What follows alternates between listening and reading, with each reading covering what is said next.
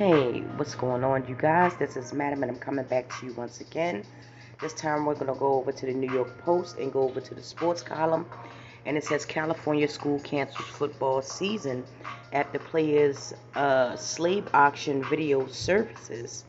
I will list the article writer and all of the details inside of the article as I in the comments and description as I always do.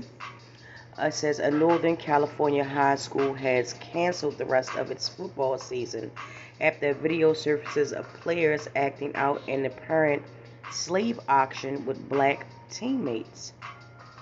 Yuba City Unified School Superintendent Doreen Asumi, I apologize if I mispronounced the last name, said the district received the disgraceful video showing members of the River Valley High School varsity football team carrying out the racist act, the Sacramento Bee reported. I received a copy of the recording of River Valley High School football team members acting out a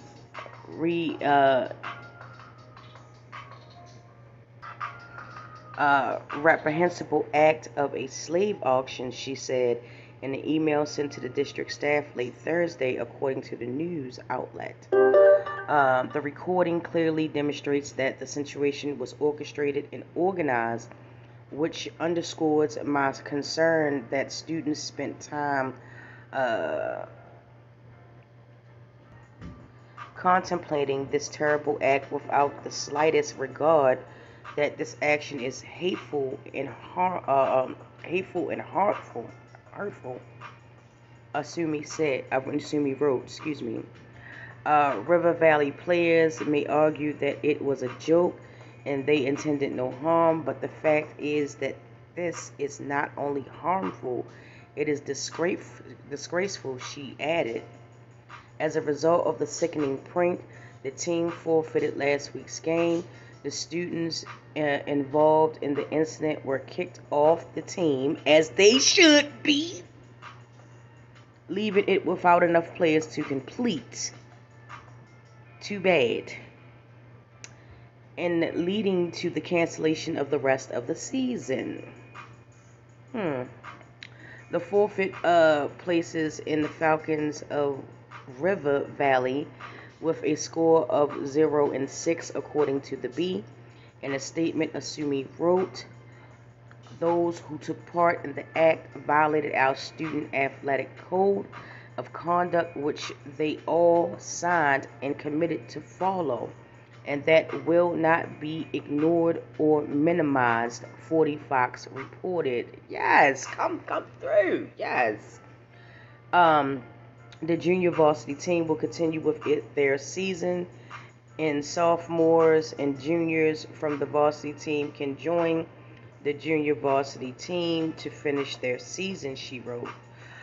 When students find humor in something that is so deeply offensive, it tells me that we have an opportunity to help them expand their mindset to be more aware, thoughtful, and considerate of others, the school chief added. Yes, chief. Asumi said district is offering our support and sincere regard for the humiliation and anger that this must be causing, adding that we will be working with our administrators and coaches to address the training that our athletic team requires in order to act with character and dignity at all times. Okay. In a statement to Fox 40, the commissioner for the SAC Zozen section, I apologize,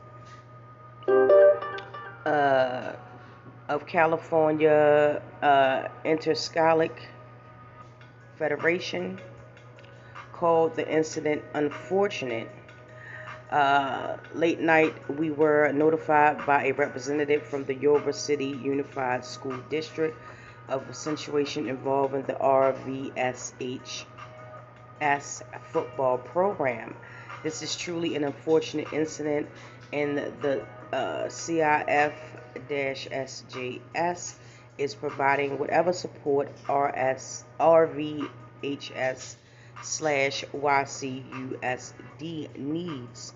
The statement reads, according to the station, the student who took part in the incident may face additional punishment, U.S. Today reported. And the incident comes after a white teacher in upstate Rochester in May allegedly told his class of mostly black seventh graders to pick seeds out of cotton and put on shackles during social studies learning about slavery.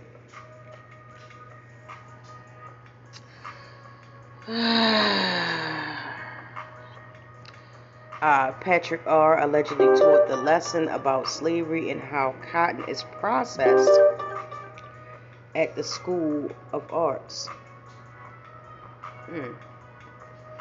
And in March 2021, an official at a Mississippi middle school apologized after 8th graders were told to pretend they were slaves, including writing letters discussing their journey to America and the family that they lived with / worked for, USA reported.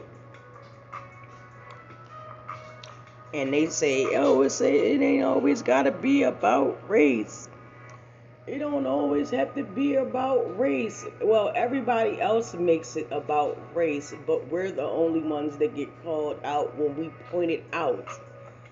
Like, come on. Do you live in a bubble? This is a problem. This is a continuing problem that we are having in our schools. And the sad thing about it, a lot of the schools, they'll try to sweep the incident underneath of the rug, as most often as they always do. Sadly, they do try to sweep it underneath of the rug until one brave parent steps up and say, hey, no, we're not going to sweep this under the rug. We're going to deal with this. We're going to make it public. Because a lot of times, and I'm just speculating when I say this, schools would rather sweep it under the rug than actually deal with the problem head on. You can look in the news from here to now to back then and hear countless of stories of this type of thing that was going on. I believe last year a couple of students got in trouble because they actually created an app to hold mock slave showings and stuff like that, and they used the students' names that were in their class. Like, so what is the solution to this problem? It's not enough to say that it's wrong and that it's unfortunate or it's impermissible. I believe that the chief Asumi, I apologize if I mispronounced her name. I believe that she took the right and appropriate steps to kick those people off of that team. They don't deserve to play, and they do deserve to be put into the public for what they've done, because it's not right. It's never right to think that it's okay, even if it's a joke, to put yourself in a position where you have claim over a person's life, and they're powerless to do anything. If you have not experienced it, educate yourself. Don't sit there and say because it's not happening to you and it's not happening in your particular neck of the woods, or it's not happening to anyone that you know, that it's not a problem. It is an ongoing problem, and it needs to be addressed until changes start coming about to where everyone is treated equally and fair, and blackface is not a joke, and stealing culture appropriation and blackface and all of that other stuff is not it's not new and fresh and fun because some person wants to reinvent it like they invented it, but you actually just stole it from another person's culture. It's a lot of things that I can go into in regards to this, but let me know down in the comments and tell me, because it's just not in school. You see it with influencers on TikTok. You see it with influencers on Instagram, Facebook. You pick the platform, I'll tell you the topic type thing. So let's get down in the comments and talk about this. Big ups to the chief Asumi. She did the right thing. I applaud her. I wish that it was more people in the school system like her. I hope that she has a long and strong and prosperous term as chief. Okay? And with that being said, thank you guys so much for watching my video. And I will get with you in the next one.